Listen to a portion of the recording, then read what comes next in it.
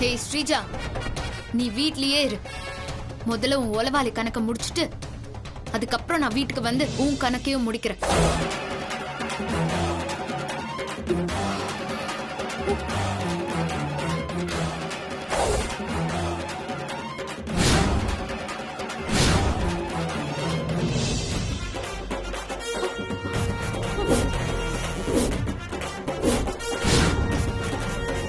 என்ன ஸ்ரீஜா இடி விழுந்த மாதிரி நிக்கிற? என்ன ஆச்சு? அபி கிட்ட மாயா மாட்டிக்கிட்டாமா.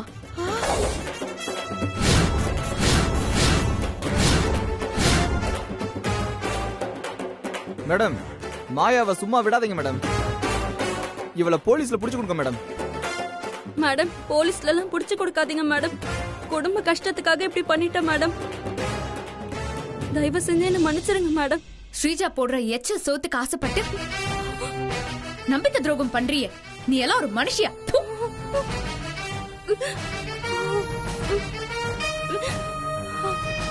உன் கெட்ட புத்தியால எந்த தப்புமே பண்ணாத உன் குடும்பம் கஷ்டப்படக்கூடாதுன்னு உன்னை போலீஸ்ல புடிச்சு கொடுக்காம போனா போகுதுன்னு விடுற.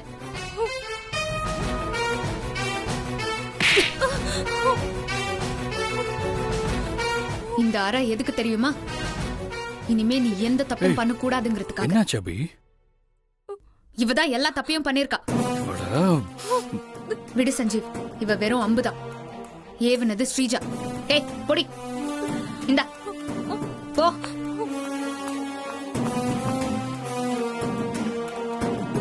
சஞ்சீவ், நம்ம உடனே வீட்டுக்கு போலாம். எல்லா தப்புக்கும் காரணமான அந்த ஸ்ரீஜாவை ஒரு வழி பண்ணிட்டு ஆபீஸ் பிரச்சனையை முடிக்க என்ன பண்ணலாம்னு யோசிக்கலாம். ஆபீஸ் பிரச்சனையில் நம்ம ஒண்ணுமே பண்ண முடியாது அபி. ஏன்னா ஆபீஸ் நம்ம கையை விட்டே போயிடுச்சு.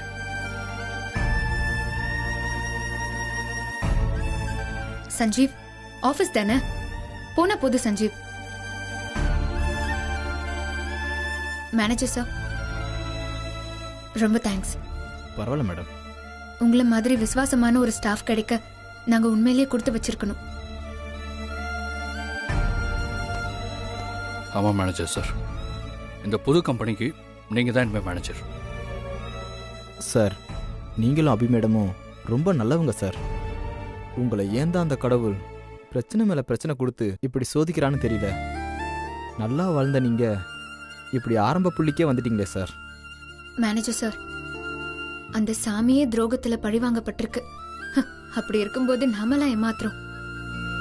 இது வரைக்கும் நாங்க துரோகத்தால ஏமாந்திருக்கலாம், ஆனா இனிமே நிச்சயமா ஏமாற மாட்டோம். வா சஞ்சீவ், போலாம்.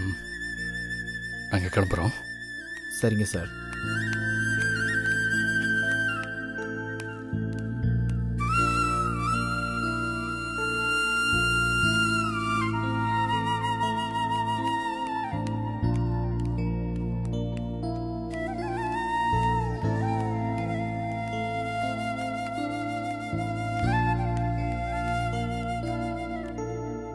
நம்ம கஷ்டப்பட்டு உருவாக்குன கம்பெனி அபி இது. விடு சஞ்சீவ். இல்ல அபி, இந்த கம்பெனி இந்த அளவுக்கு உருவானதுக்கு என்னை விட ஓம் பங்கு தான் ரொம்ப அதிகம்.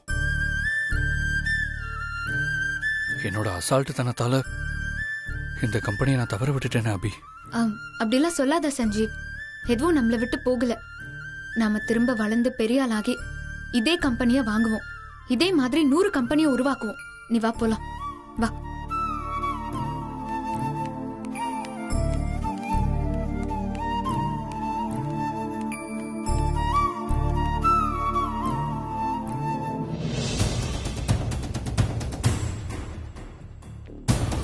ஸ்ரீஜா, அபிக்கு இப்ப நம்ம பண்ண எல்லா தப்பும் தெரிஞ்சு போச்சு. சஞ்சீவ் கம்பெனி திவாலானது, சஞ்சீவ் ஜெயிலுக்கு போனது, இதுக்கெல்லாம் நாம தான் காரணம்னு அபிக்கு தெரிஞ்சு போச்சு. நாம அபியை எவ்வளவு சீண்டினாலும் அதையெல்லாம் அவ தாங்கிக்குவா. ஆனா சஞ்சீவ் விஷயத்துல அவ அப்படி இருப்பாளா? கண்டிப்பா இருக்க மாட்டா. அபி வீட்டுக்கு வந்து ருத்ர தாண்ட ஆட போறா பாரு. யானைக்கு மதம் பிடிச்சா ஊர் தாங்காதுன்னு சொல்லுவாங்க. உண்மை தெரிஞ்சு அபிக்கு நேரம் மதம் பிடிச்சிருக்கும். அபி கோவத்துல வந்து நம்மள என்ன பண்ண போறான்னு நினைக்கும் போதே எனக்கு இப்பவே கொலையெல்லாம் நடுங்குது ஸ்ரீஜா.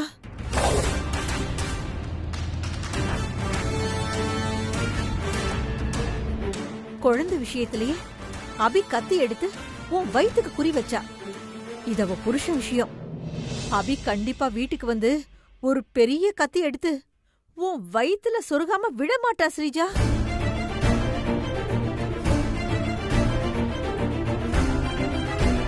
ஸ்ரீஜா, இன்னைக்கு நம்ம வீட்ல ஒரு அசுரவதம் நடக்க போகுது. மா, நானே டென்ஷன்ல இருக்கேன். நீ வேற அது இதுன்னு சொல்லி சும்மா என்ன ஏத்தி விட்டுட்டு இருக்க. சும்மா அபிய பில்டப் பண்ணி விட்டுட்டு இருக்க. கொஞ்ச நேரம் நீ சும்மா இருக்க மாட்டியா? ஏய், நான் பில்டப் பண்ணல ஸ்ரீஜா, நடக்க போறத சொல்றேன். அபி இன்னைக்கு கண்டிப்பா நம்மள கொன்னுடுவா ஸ்ரீஜா. அது நடக்காம இருக்கணும்னா அதுக்கு ஒரே ஒரு வழிதான் இருக்கு. என்ன வழி?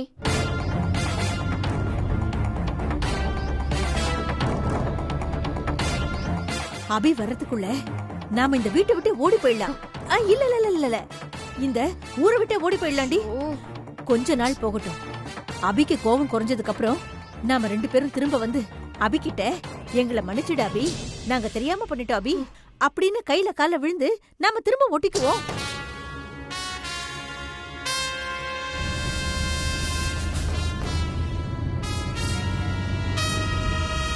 மா, விளையாடுறியா நீ? அபி கால நான் விழுகிறதா? எத்தனை ஜென்மம் எடுத்தாலும் அது மட்டும் நடக்கவே நடக்காது. இன்னைக்கு அந்த அபி வரட்டும், அவளா நானானு பாத்துடுறேன். அகங்காரிக்கு அஷ்டமத்துல சனி, அதான் இந்த ஸ்ரீஜா இப்படி பேசுறா. இன்னைக்கு என்ன நடக்க போகுதோ? ஐயோ,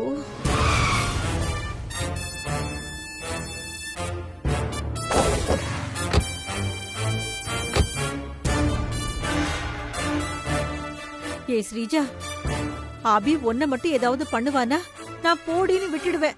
ஆனா அந்த அபி உன் கூட இருந்ததுக்காக கண்டிப்பா என்னையும் சேர்த்து ஒரு வழி பண்ணிடுவாடி. அதனாலதான் சொல்றேன் ஸ்ரீஜா, அபி கிட்ட நம்ம வம்பு வச்சுக்க வேண்டாண்டி. அவ பத்ரகாளியா மாறி நம்மள காவு வாங்கறதுக்குள்ள நாம அபி கிட்ட போய் மன்னிப்பு கேட்டுடலாம்.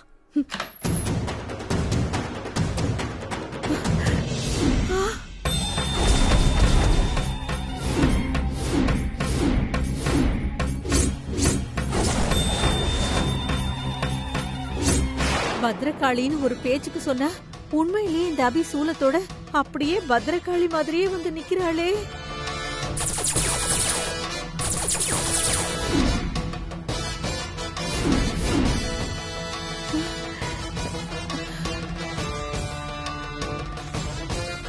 எங்களை மன்னிச்சுடு அபி, சொத்துக்கு ஆசைப்பட்டு தெரியாம தப்பு பண்ணிட்டோம்.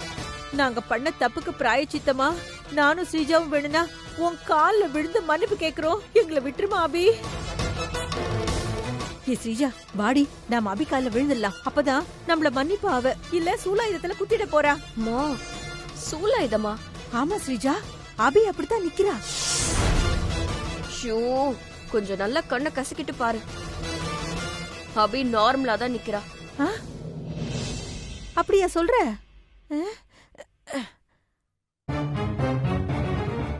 ஆமா, அபி நார்மலா தான் நிக்கிறா.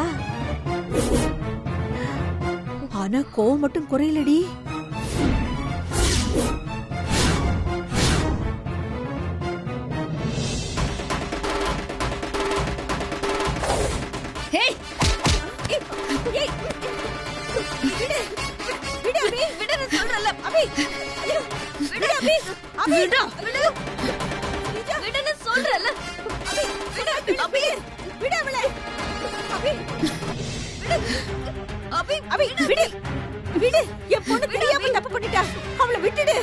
ஸ்ரீஜா, நீ திருந்தறதுக்கு நான் உனக்கு பல வாய்ப்பு கொடுத்திருக்கேன். ஆனா நீ கடைசி வரைக்கும் திருந்துற மாதிரியே தெரியல. கெட்டவ புத்தி என்னைக்குமே நல்லதா யோசிக்காதுல்ல.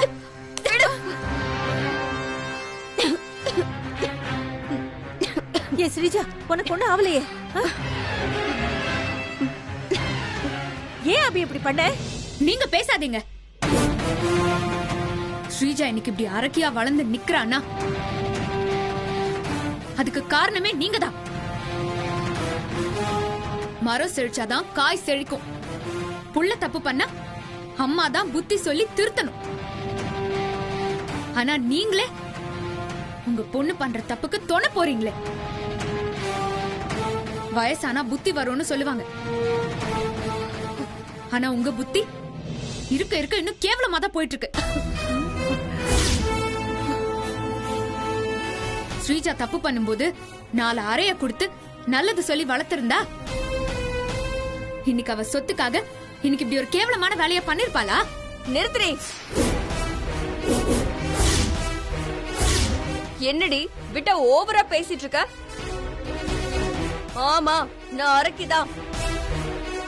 சொத்துக்காக மட்டும் இல்ல, என்ன எதிர்த்த உன்னை அழிக்க நான் என்ன வேணாலும் பண்ணுவேன். நான் தான் சஞ்சீவ் கம்பெனியை லாஸ் பண்ணி அவனை கடன் வாங்க வச்சேன். சஞ்சீவ் ஜெயிலுக்கு போக போறானா அதுக்கு காரணமே நான் தான். என்னடி பண்ணுவ? சஞ்சீவ மட்டும் இல்ல, உனக்கு சப்போர்ட் பண்ற இந்த குடும்பத்தையே நான் நிர்மலமாக்குவேன். என்னடி சொன்ன? ஹேய்!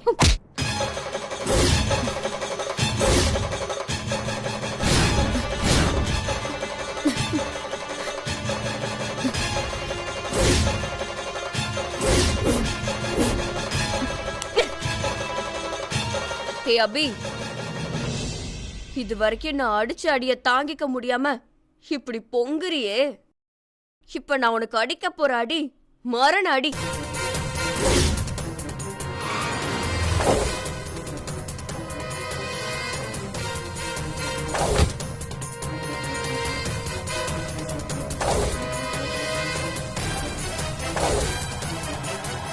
இந்த அடியில இருந்து உன்னால தப்பிக்கவே முடியாதுடி. அபி, இங்க வாமா. அதான் உன் அத்தை கூப்பிடுறாங்கல்ல, கீழே போ. ஓனாயால சிங்கத்தை ஒன்னும் பண்ண முடியாது. நீ என்ன எத்தனை தடவை கீழே விழ வச்சாலும் நான் எழுந்து வந்துகிட்டே தான் இருப்பேன். ஏன்னா நான் அபிராமி. சரி போ போ போ.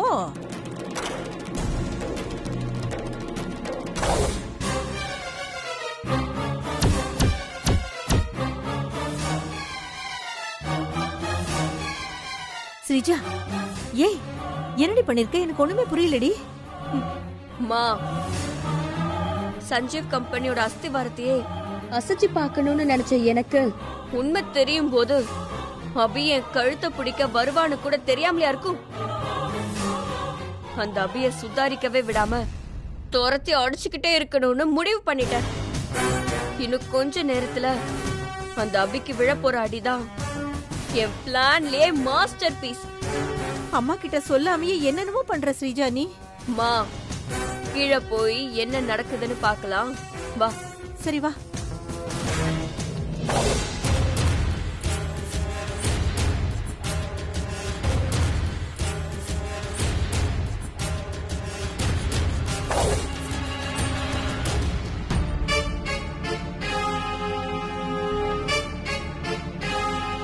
அத்தை, எதுக்கு அத்தை கூப்பிட்டீங்க?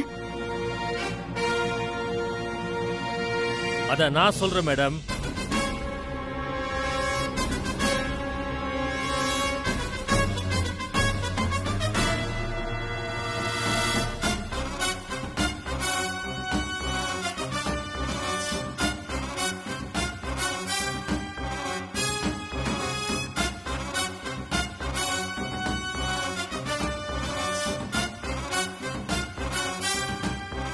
நான் லீகல் இஷ்யூஸ் பார்க்குற ஒரு லாயர். என் பேரு ஷர்மா.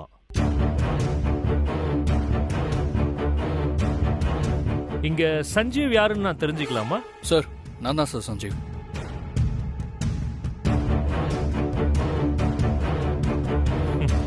சார், உங்க பேர்ல 30 கோடி கடனாகி அதுல 20 கோடியை அடைச்சி இன்னும் 10 கோடியை கட்ட முடியாம ப்ராப்ளத்துல இருக்கீங்கல்ல?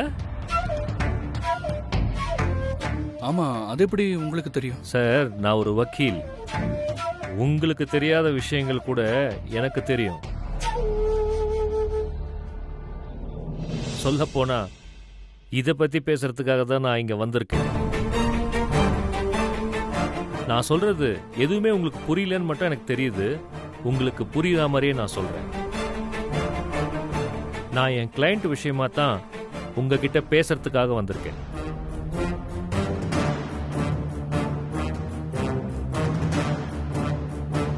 கிளையண்டா? யாரு? நான் தான்.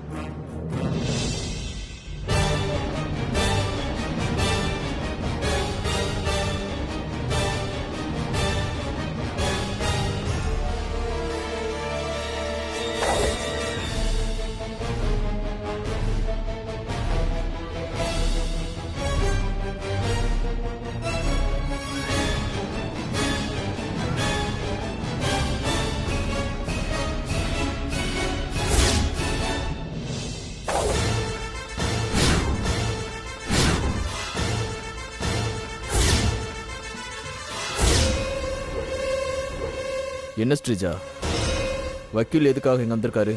அத வக்கீலே சொல்லுவாரு. சொல்லுங்க சர்மா சார், வந்த விஷயத்த எல்லாருக்கும் புரியுற மாதிரி விவரமா சொல்லுங்க. ஓகே ஸ்ரீஜா மேடம், நீங்க தானே சந்தோஷங்கிறது? ஆமா. நீங்க உங்க கம்பெனி ஷேர்ஸை வச்சு பணம் வாங்கணும்னு நினைச்சப்போ நீங்க பணம் கேட்ட இடத்துல எல்லாம் உங்க ஷேர்ல லீகல் இஷ்யூ இருக்குன்னு சொல்லிருப்பாங்களே. இந்த ஷேர்ஸ்ல நிறைய லீகல் இஷ்யூஸ் இருக்கு, லோன் கொடுக்க வேண்டாம்னு சொல்லிட்டாரு. உங்க ஷேர்ஸ் மேல ஏதாவது லீகல் இஷ்யூ இருக்குன்னு சொன்னாங்களா? உங்க ஷேர்ஸ்ல லீகல் இஷ்யூஸ் இருக்கிற மாதிரி உங்க கம்பெனி மேலயும் லீகல் இஷ்யூஸ் இருக்கு சார். ஆமா சொன்னாங்க. அது என்ன லீகல் இஷ்யூனாவது உங்களுக்கு தெரியுமா? தெரியாது. இஷ்யூ என்னன்னு நான் சொல்றேன்.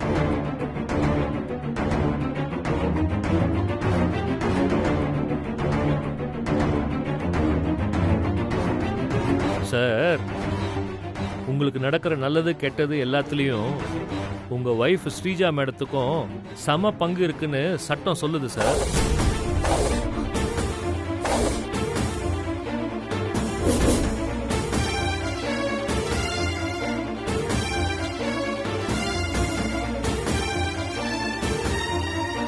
அந்த சம பங்கு சொத்துக்கள்லயும் இருக்கு, கம்பெனி ஷேர்கள்லயும் இருக்கு.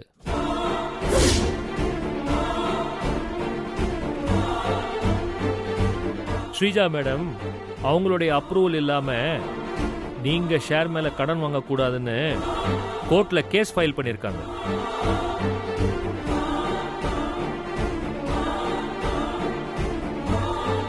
அவங்க கேஸ் போட்டிருக்கிறதுனால தான் உங்க ஷேர்ஸ் மேல எங்கேயுமே கடன் கிடைக்கல.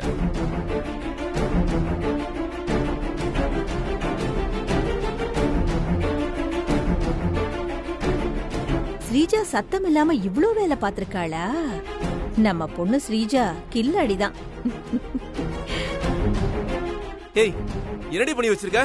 சார் சந்தோஷ், உங்க ஃபேமிலி டிராமாலாம் அப்புறமா வச்சுக்கோங்க. நான் சொல்ல வந்த விஷயத்த சொல்லிட்டு போறேன். ஸ்ரீஜா மேடத்துக்கு உங்க கம்பெனி ஷேர்ல மட்டும் பங்கு இல்ல. நீங்க சம்பாதிச்ச சொத்துக்கள், உங்க பரம்பரை சொத்துக்கள், இது மேல எல்லாத்துலயும் அவங்களுக்கு பங்கு இருக்கு.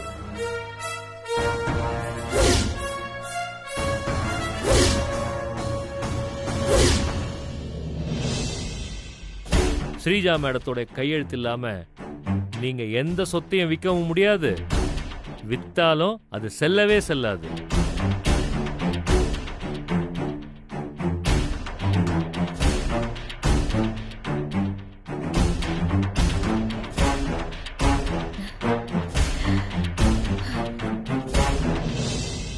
என்ன சார் பேசுறீங்க? இது எங்க பரம்பரை சொத்து. இதுல எப்படி ஸ்ரீஜா உரிமை கொண்டாட முடியும்?